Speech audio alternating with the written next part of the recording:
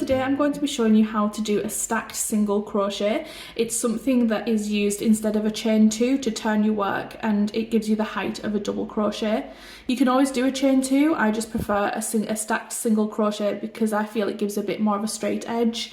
I use it quite a lot in my patterns, so I thought I would do a quick tutorial on it so that if you are working on any of my patterns, like this one, which is for a mug cozy that goes on your travel coffee cup. This is a free pattern. I'll leave the link down below so that you can go and give it a go for yourself. But when you're working on any of those patterns, you'll be able to refer to this video to know how to do your stacked single crochets.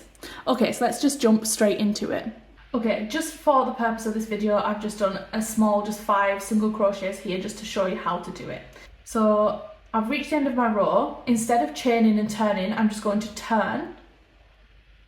I'm going to put my hook back into that last stitch that I just did and pull through. So I've got 2 loops on, and then I'm going to yarn over and pull through again. So that's just a single crochet. So it's just a simple single crochet.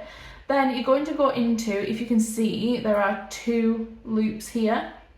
I'm going to go into this back one, yarn over and pull through. So I've got 2 loops on my hook again, yarn over and pull through.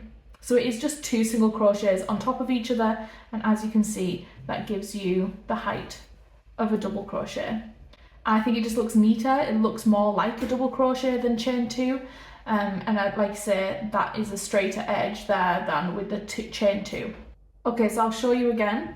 So I've finished my last stitch, turned my work. I'm going to go back into that last stitch that I did, yarn over and pull through. So I've got 2 loops on my hook, yarn over and pull through them both. That's just a single crochet, and then you're going to go into this back loop here, yarn over, pull through. So I've got 2 loops on my hook, yarn over and pull through, and from there I can carry on with my double crochets.